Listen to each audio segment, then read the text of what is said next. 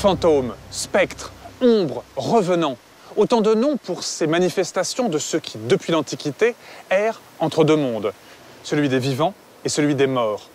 Deux états tantôt terrifiants ou bienveillants. Pourquoi croyons-nous en fantômes? Que nous apprennent-ils sur nous-mêmes?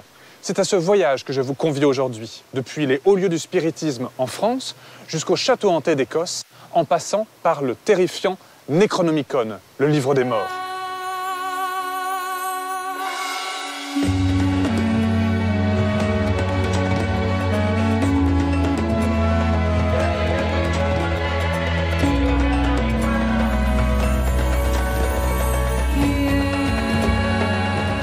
Mon nom est Philippe Charlier.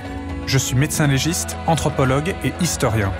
À travers des lieux magiques et des rites vivants, je vous emmène à la découverte des grands mythes de l'humanité.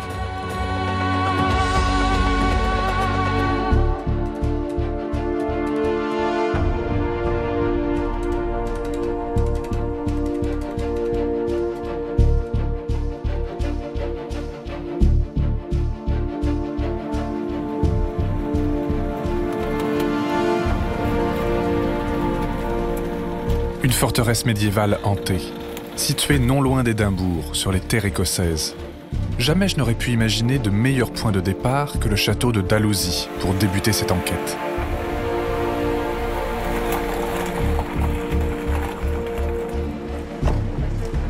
Bonjour, chambre 16 s'il vous plaît. Est-ce que vous avez des histoires de fantômes dans ce château? Oui.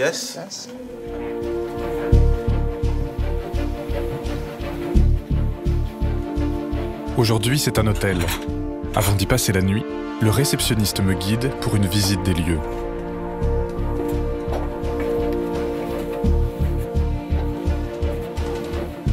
C'est dans ce couloir, situé le long du donjon, qu'un fantôme à la robe grise apparaîtrait parfois. C'est ici que cette femme surgit de temps en temps? Oui, c'est l'endroit le plus connu. Lady Catherine a été aperçue ici même la dernière fois par les résidents du château. Et à quoi elle ressemble?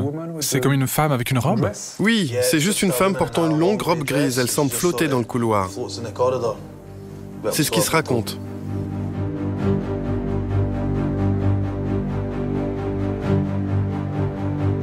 Le château de Dalhousie, bâti il y a 900 ans par le clan Ramsay, a connu la plupart des événements marquants de l'histoire écossaise.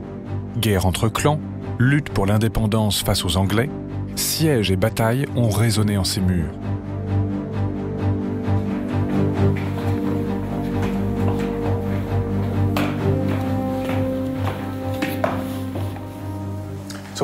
Mais cet endroit est rempli de fantômes. Oui, aujourd'hui, c'est Lady Catherine, le fantôme qui hante les lieux. Elle est morte de faim dans une des tours du bâtiment principal. Et c'est tout? Elle est morte comme ça? Elle avait une aventure avec le garçon d'écurie, ce qui à l'époque était très mal vu.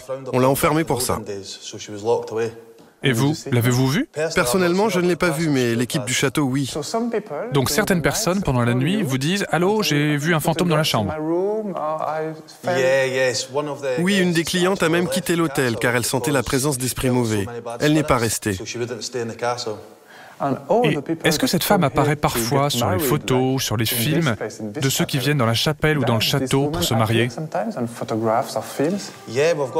Oui, nous avons une photo dans le bâtiment principal. Une photo où Lady Catherine apparaît durant un mariage.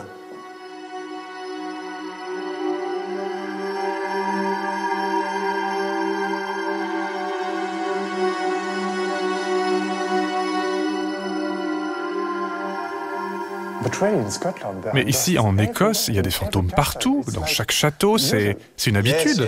Oui, c'est très courant à cause de l'histoire et de tout ce qui s'est passé dans les châteaux. Chaque château a sa propre histoire.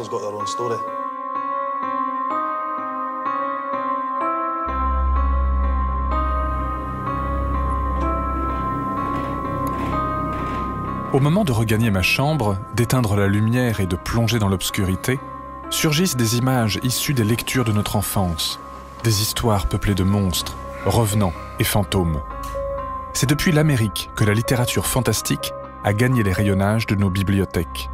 Le plus célèbre de ces auteurs est Edgar Allan Poe, mais les histoires les plus effrayantes sont celles de l'écrivain Howard Philip Lovecraft. Lovecraft a imaginé un livre fictif, le Necronomicon, auquel il fait référence dans la plupart de ses œuvres. il est décrit comme un recueil d'incantations destinées à communiquer avec l'au-delà et à ressusciter les morts. L'idée du livre a acquis une telle notoriété que d'autres écrivains s'en sont emparés et qu'il existe des éditions célèbres, alors même que l'original n'a jamais existé. Lovecraft inspire encore aujourd'hui les auteurs de récits et de films fantastiques. Le lendemain d'une nuit finalement très calme, je me rends dans la bibliothèque du château. Ici aussi, les fantômes sont présents, dans les ouvrages anciens comme dans les conversations des visiteurs. Pour vous, l'Écosse, est-ce que c'est le pays des fantômes? Je pense, oui. Et vous en avez déjà rencontré, vous, des fantômes? Non, je crois aux fantômes, mais je ne les vois pas. Dans quelle sensation vous étiez pendant la nuit, dans votre lit, avec ces histoires de fantômes qui vous terrorisent? Honnêtement, j'avais peur. J'ai dormi avec les lumières allumées et je n'ai pas beaucoup dormi. J'ai senti, je ne sais pas, cette maison a quoi, 800, 900 ans? Donc je pense vraiment que quelque chose pourrait arriver.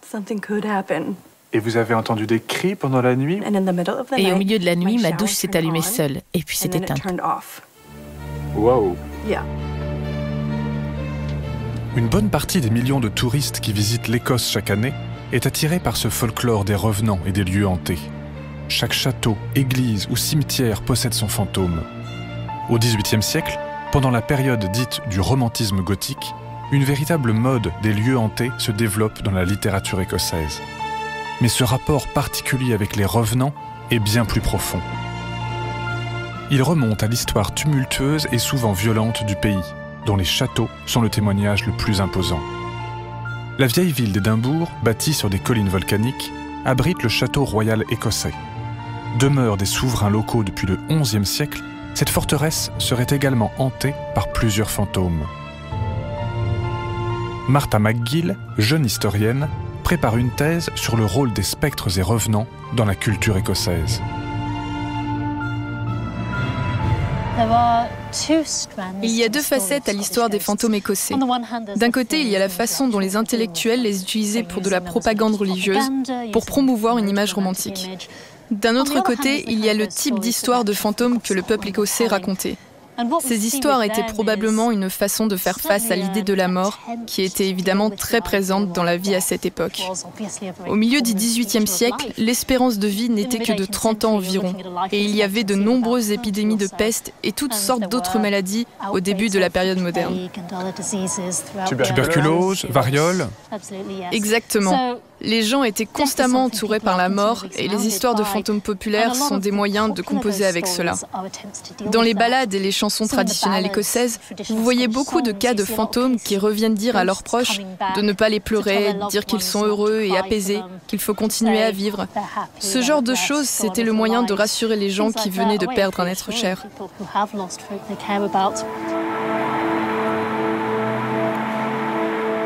Les châteaux ne sont pas les seuls lieux hantés d'Écosse. Symbole des conditions de vie difficiles de la population d'Édimbourg au XVIIe siècle, les closes, ces labyrinthes de ruelles, formaient jadis le cœur de la ville. Lieu de commerce, de vie, où s'entassent également ordures et déchets, certains passages comme le Mary King's Close furent murés et devinrent de véritables mouroirs lorsque l'épidémie de peste ravagea la ville en 1645. Ah oui, exactement. What is a close? Un close est le nom donné à une longue ruelle fermée. Il y avait des portes des deux côtés en raison des couvre-feux en vigueur à Édimbourg. Et les closes ont été nommées d'après des événements marquants, des commerces ou des personnes qui y ont vécu.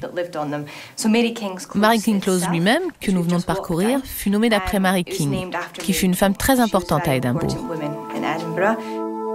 Ce réseau souterrain, associé à des épisodes tragiques, est devenu le repère des fantômes de la ville.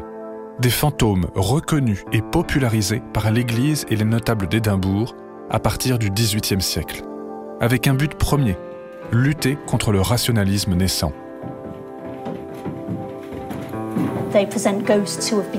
Ils présentent des fantômes qui ont été envoyés par Dieu pour transmettre directement un message de sa part.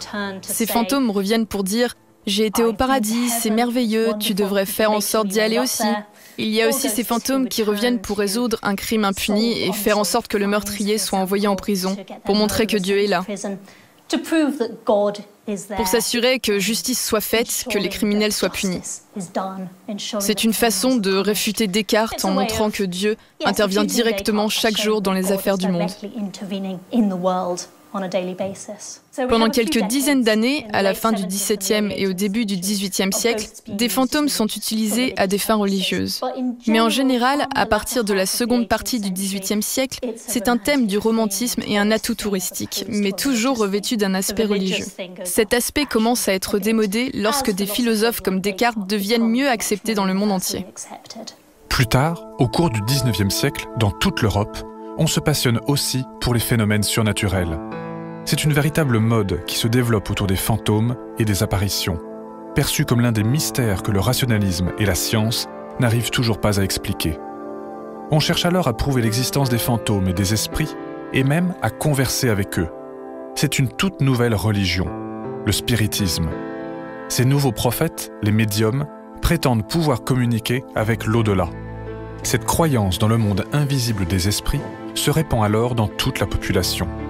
Certains savants de premier plan se piquent ainsi de spiritisme, comme l'astronome Camille Flammarion.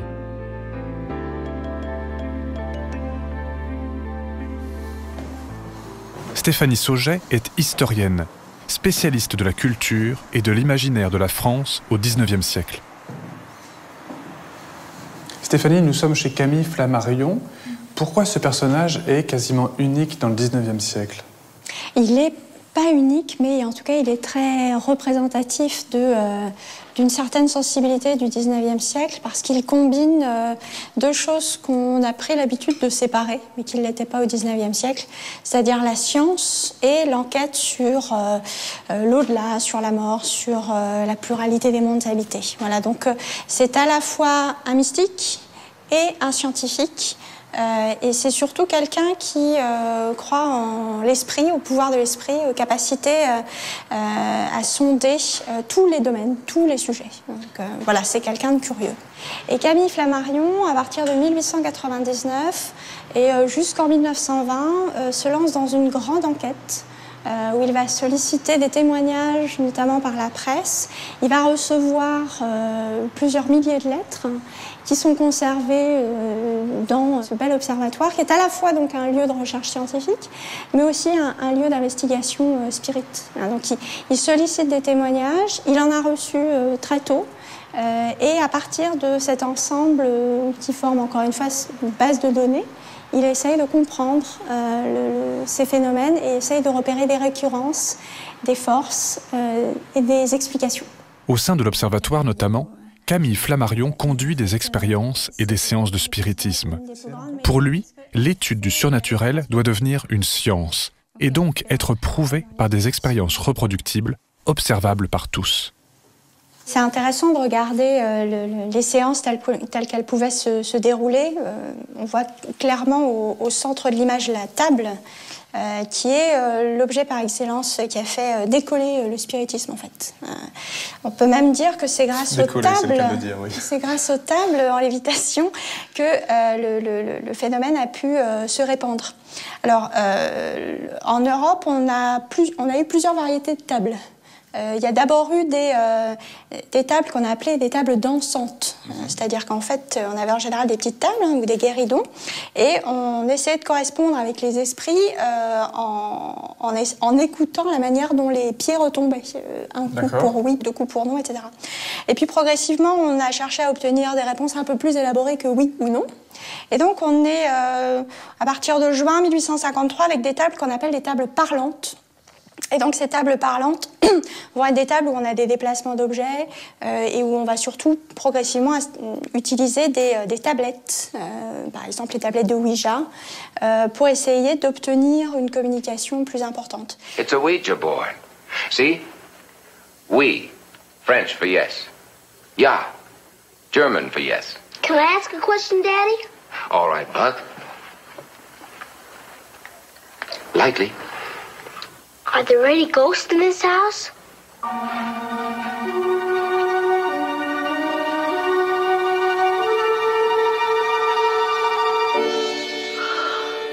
Au bout d'un moment, on a quand même envie de voir. Et donc, ces photos répondent aussi probablement à un besoin de voir pour croire, d'une certaine manière.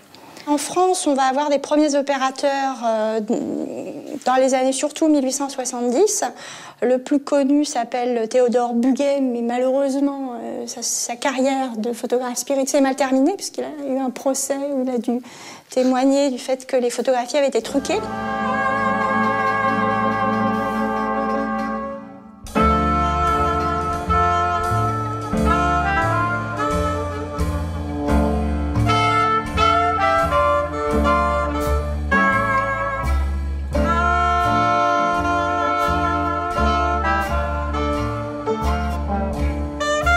Ce qu'il faut comprendre, c'est qu'à cette époque, on avait des photographies à l'intérieur des albums de famille, des photographies spirites qui venaient rejoindre les albums de famille. On posait avec le fantôme de son cher disparu. La mortalité plus générale commence à diminuer de manière significative et la mort des enfants devient véritablement insupportable. Donc beaucoup vont se livrer au spiritisme pour essayer de garder le contact avec leurs enfants disparus. Voilà. Emportés par cette mode au tout début du XXe siècle, des spirites et des scientifiques créent un centre de recherche et de documentation sur ces phénomènes étranges. Leur but est de prouver la réalité des phénomènes surnaturels et de les expliquer. Situé à Paris, l'Institut métapsychique voit le jour en 1919, grâce notamment au prix Nobel de médecine Charles Richet. L'Institut fonctionne encore aujourd'hui et poursuit ses recherches. Pascal Catala est secrétaire général de cette fondation. On étudie la télépathie, les états modifiés de conscience, les rêves prémonitoires, la clairvoyance, la psychokinèse, c'est l'action de l'esprit sur la matière. Mais les fantômes, les apparitions font partie de notre objet d'étude. L'idée, c'est que les progrès de la connaissance scientifique parviendront donc un jour, à terme, à expliquer, à donner une explication rationnelle à tout ce qui se passe et qui paraît un peu impossible. Aujourd'hui encore, l'Institut métapsychique poursuit son œuvre de collecte et d'archivage de documents sur ces sujets. Il a réuni une bibliothèque de référence de plus de 6000 ouvrages. L'une des missions de l'Institut est aussi l'écoute de ceux qui croient être témoins de manifestations spirites.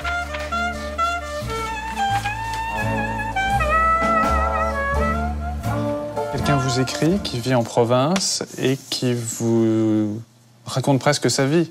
Quelqu'un de 21 ans et qui vous dit que depuis 10 ans, elle a l'impression de sortir de son corps, stagner au-dessus du lit et surtout qu'elle ressent des choses dans les vieux monuments. Oui, voilà. Monastères, églises, châteaux, vieilles bâtisses. Avec des crises d'angoisse, des difficultés à s'exprimer. Et tout ça disparaît quand elle s'en va. Et elle dit c'est surtout dans les lieux qui sont chargés, qui sont lourds de sens, en fait. Elle a l'impression de sentir la présence d'entités. Et elle finit en disant qu'elle cherche à se rassurer et à accepter davantage ce qu'elle vit. Alors qu'est-ce que vous faites quand on vous fait ce type de demande? Vous téléphonez à la personne, vous lui donnez rendez-vous ou vous lui conseillez un médecin pas très loin ou un physicien ou autre chose? Alors non, on leur donne déjà un rendez-vous téléphonique. Et puis, si celles qui sont en demande, parce que tout le monde n'est pas en demande, de suivi thérapeutique, par exemple, on a un réseau sur toute la France de professionnels de la santé qui peuvent les accompagner. D'accord, donc des médecins, des psychologues, des psychiatres? Voilà. D'accord. Alors, une jeune fille de 15 ans qui vit seule à l'étage dans des petites chambres communicantes et elle entend des bruits de pas sur le parquet juste au-dessus d'elle. Elle est assez effrayée, elle a réussi à enregistrer le bruit sur son téléphone portable et maintenant elle panique parce qu'elle a l'impression qu'on lui caresse le bras pendant la nuit. Oui, c'est classique pour vous? Oui, c'est assez classique. Bon, on n'est pas là pour faire un diagnostic ou leur donner des explications définitives, parce qu'en fait, des explications, on n'en a pas. Mais rien que leur dire que ces phénomènes sont connus, ça n'arrive pas qu'à eux. Ça les rassure, voilà. Ils ne sont pas des cas isolés. Tout à fait, ce ne sont pas des cas isolés. Avec l'irruption des nouvelles technologies de communication du début du XXe siècle, la quête d'échange avec cet au-delà qui nous dépasse prend une autre tournure. La radiologie révèle tout ou partie du squelette d'un corps vivant. Le cinématographe fixe sur la pellicule l'image d'un corps animé. De même, radio et téléphone permettent, par les ondes invisibles, d'entendre la voix de quelqu'un qui n'est pas présent ou mort depuis plusieurs années. Ces innovations du quotidien ouvrent de nouvelles perspectives jusqu'alors impossibles.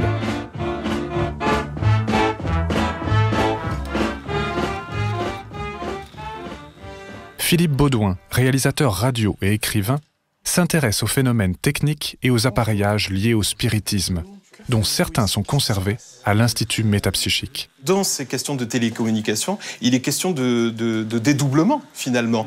Les voix que l'on entend à la radio, ces voix sans visage, rappellent aussi l'imaginaire des fantômes.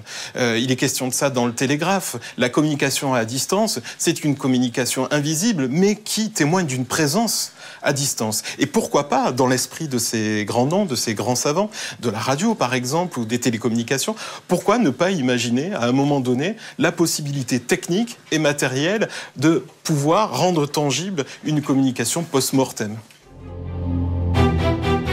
Utiliser la technologie pour entrer en contact avec les morts, l'idée est apparue avec l'électricité et les premiers enregistrements de la voix. Thomas Edison lui-même, inventeur du phonographe, fut le premier à croire en cette possibilité. En 1920, il va déclarer être sur le point de concevoir, de fabriquer une machine pour enregistrer la voix des morts. Il expliquait que c'était un principe de valve permettant aux petites entités qui se dispersaient à la suite du décès du corps humain d'un individu de venir impacter effectivement cet appareil, le nécrophone, et cet appareil était destiné à rendre audible la voix des morts, ou en tout cas leur caractère, leurs souvenirs, leur personnalité. Il voulait absolument fabriquer un instrument scientifique. Le nécrophone ne fut jamais construit. Le cinéma fantastique et les prouesses des créateurs d'effets spéciaux ont peu à peu remplacé les médiums et les manifestations d'esprit. Présent dans l'art, le cinéma, il continue de nous hanter, car les fantômes expriment avant tout notre désarroi face à la mort et à l'absence. Sarah Chiche est psychologue et écrivain. Au cours du XXe siècle, des travaux en psychanalyse se sont intéressés au rôle du fantôme dans l'inconscient et aux conséquences des secrets de famille transmis à travers les générations.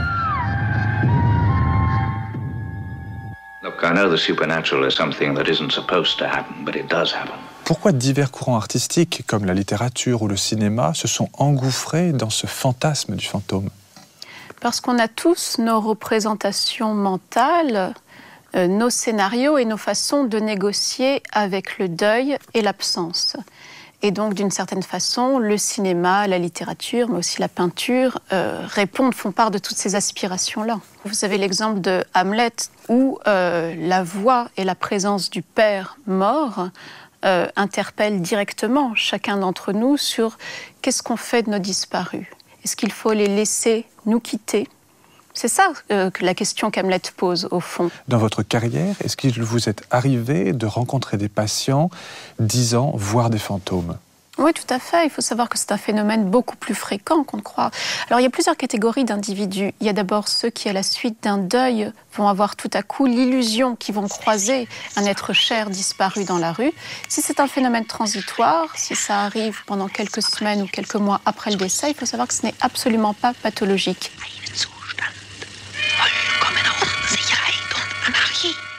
Il y a ensuite les personnes qui souffrent de pathologies comme des schizophrénies et qui vont avoir des hallucinations visuelles.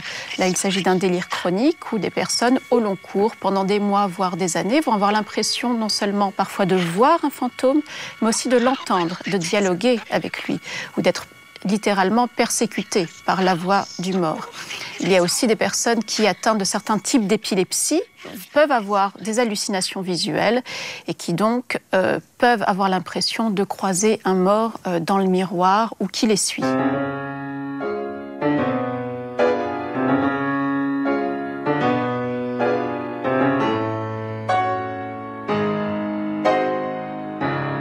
Les fantômes sont en nous, en réalité. Oui, Oui, chacun d'entre nous, au cours de son existence, a à négocier avec ses propres fantômes. Alors ça peut être ceux de proches disparus ou alors de personnes qu'on aime encore mais dont on a eu à se séparer. Alors, est-ce que ça doit être fatalement le lieu d'une tragédie ? Je n'en suis pas sûre. Peut-être qu'au fond, les fantômes nous apprennent aussi qu'il faut savoir les garder en nous, mais il y a aussi un temps pour les laisser nous quitter et pour que nous-mêmes, on puisse vivre autre chose. And the ghosts, they haven't really gone, have they? They'll be back. They'll be back.